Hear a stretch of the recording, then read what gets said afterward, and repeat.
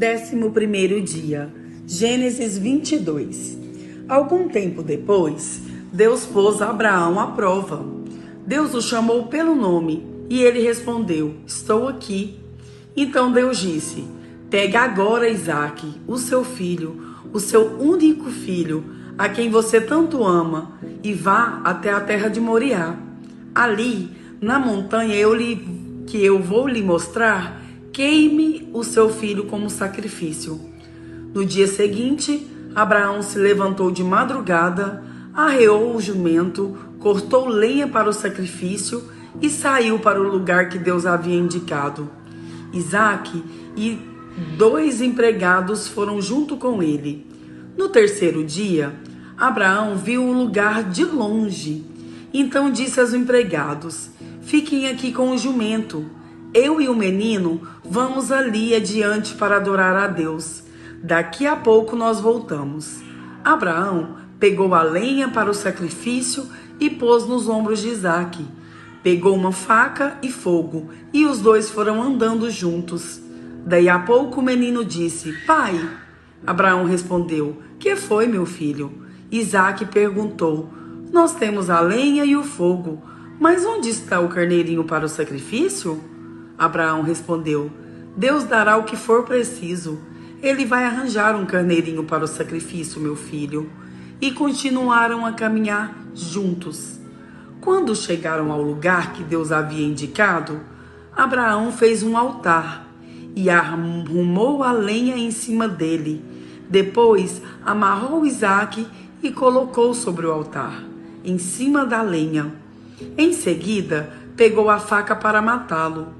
Mas nesse instante, lá do céu, o anjo do Senhor o chamou, dizendo: Abraão, Abraão. Estou aqui, respondeu ele. O anjo disse: não machuque o menino e não lhe faça nenhum mal. Agora sei que você teme a Deus, pois não me negou o seu filho, o seu único filho. Abraão olhou em volta e viu um carneirinho preso pelos chifres, no meio de uma moita. Abraão foi, pegou o carneiro e ofereceu como sacrifício em lugar do seu filho. Abraão pôs naquele lugar o nome de: o Senhor Deus dará o que for preciso. É por isso que até hoje o povo diz: na sua montanha o Senhor Deus dá o que é preciso. Mais uma vez o anjo do Senhor lá do céu chamou Abraão e disse: por que você fez isso e não me negou seu filho, seu único filho? Eu juro pelo meu próprio nome, diz Deus, o Senhor, que abençoarei você ricamente. Farei com que os seus descendentes sejam tão numerosos como as estrelas do céu ou os grãos de areia da praia do mar, e eles vencerão os inimigos. Por meio dos seus descendentes, eu abençoarei todas as nações do mundo, pois você fez o que eu mandei. Abraão voltou para o lugar onde estavam seus empregados e foram todos para Berseba, onde Abraão ficou morando. Algum tempo depois, Abraão recebeu a notícia de que Naor, o seu irmão, tinha 8 filhos nascidos de Milca, a sua mulher. O primeiro que nasceu foi Uz. Depois vieram seus irmãos Buz e Quemuel, que foi o pai de Arã. Depois nasceram Quezede, Azo, Pildas, Gilaf e Betuel. Este Betuel foi o pai de Rebeca. São esses os 8 filhos de Milca deu a Naor, o irmão de Abraão. Reuma, a concubina de Naor, lhe deu os seguintes filhos: Teba, Gaã, Taás e Macá.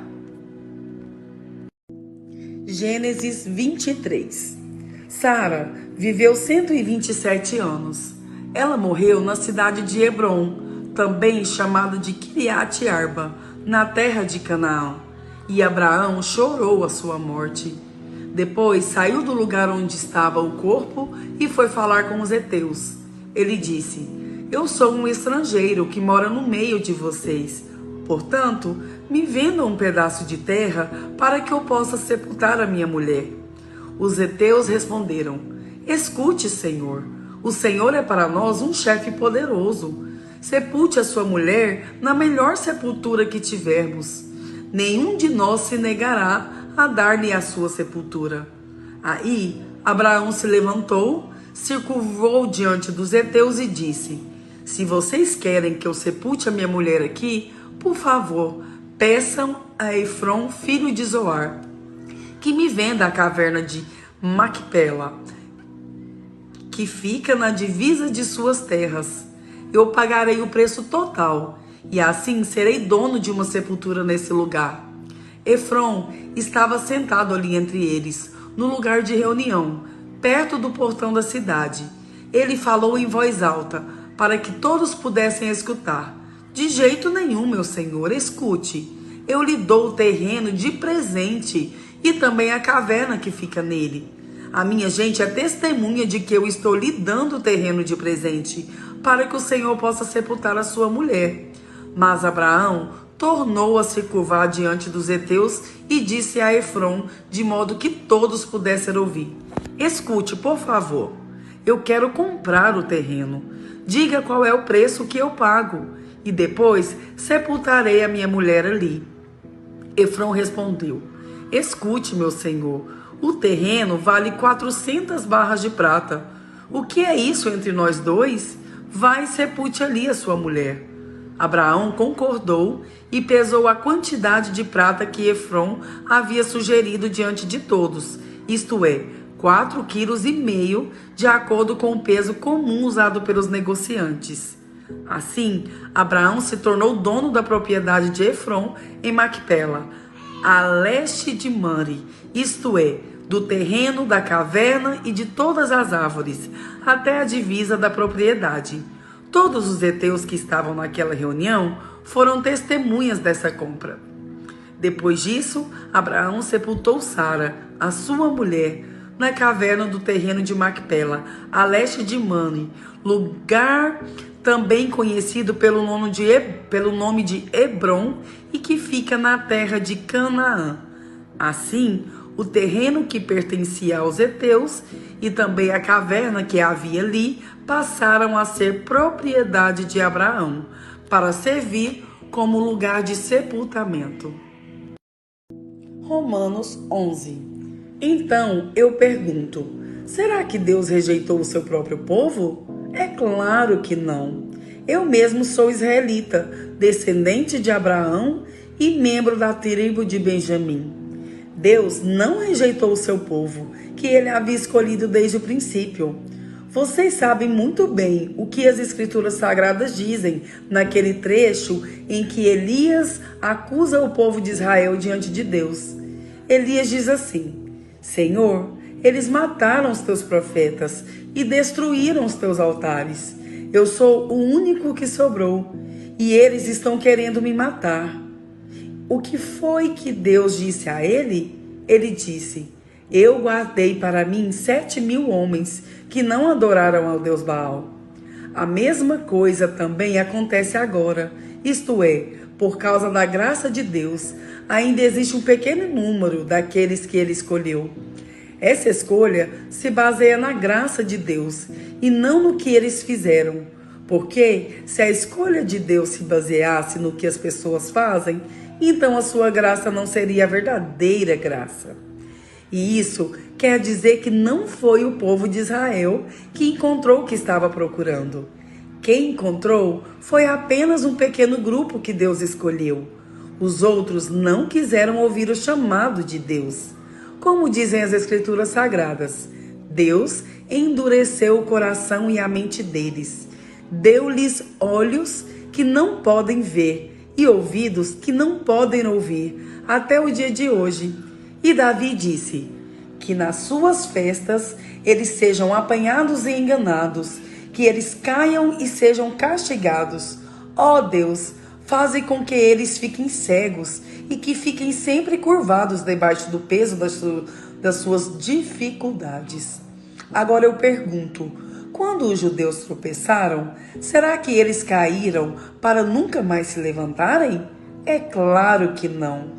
Mas, porque eles pecaram, a salvação veio para os não-judeus, para fazer com que os judeus ficassem com ciúmes deles. O pecado dos judeus trouxe grandes bênçãos para o mundo, e a sua pobreza espiritual trouxe ricas bênçãos para os não-judeus. Então, quando se completar o número de judeus que voltarão para Deus, as bênçãos serão muito maiores ainda. Agora, estou falando a vocês que não são judeus. Enquanto eu for o apóstolo dos não-judeus, terei orgulho do meu trabalho. Talvez eu possa fazer com que os que são da minha própria raça fiquem com ciúmes, e assim seja possível salvar alguns deles. Porque, quando os judeus foram rejeitados, o resto do mundo se tornou amigo de Deus. O que acontecerá então quando eles forem aceitos? Os que estiverem mortos receberão a vida. Pois, se o primeiro pão assado depois da colheita é dedicado a Deus, isto quer dizer que todos os outros pães também são dedicados a Ele. E se as raízes de uma árvore são oferecidas a Deus, os galhos também são dele. Alguns galhos da oliveira cultivada foram quebrados, e um galho de oliveira brava foi enxertado nela. Pois vocês, os não-judeus, são como aquela oliveira brava, e agora tomam parte na força e na riqueza espiritual dos judeus. Portanto, vocês não devem desprezar os galhos que foram quebrados. Como é que vocês podem estar orgulhosos? Vocês são somente galhos. Não são vocês que sustentam a raiz. É a raiz que sustenta vocês. Porém, vocês dirão, sim, mas os galhos foram quebrados a fim de darem lugar para nós. Isso é verdade, mas lembrem que eles foram quebrados porque não creram. No entanto, vocês continuam na oliveira porque creem. E não tenham orgulho disso. Pelo contrário, tenham medo. Se Deus não deixou de castigar os judeus, que são como galhos naturais, vocês acham que Ele vai deixar de castigar vocês? Vejam como Deus é bom e também é duro. Ele é duro para os que caíram e bom para vocês, se continuarem sempre confiando na bondade dEle. Senão, vocês também serão cortados. E se os judeus abandonarem a sua descrença, serão enxertados na oliveira cultivada, pois Deus pode enxertá-los de novo. Vocês, os não-judeus, são como aquele galho de oliveira brava que foi cortado e enxertado contra a natureza na oliveira cultivada. Os judeus são como essa oliveira cultivada. Portanto, para Deus será muito fácil enxertar de novo na própria árvore deles esses galhos quebrados. Meus irmãos, quero que vocês conheçam uma verdade secreta, para que não pensem que são muito sábios. A verdade é esta: a teimosia do povo de Israel não durará para sempre, mas somente até o número completo de não-judeus venham para Deus. É assim que todo o povo de Israel será salvo. Como dizem as Escrituras Sagradas, o Redentor virá de Sião e tirará toda a maldade dos descendentes de Jacó. Eu, o Senhor, farei esta aliança com eles, quando tirar os seus pecados.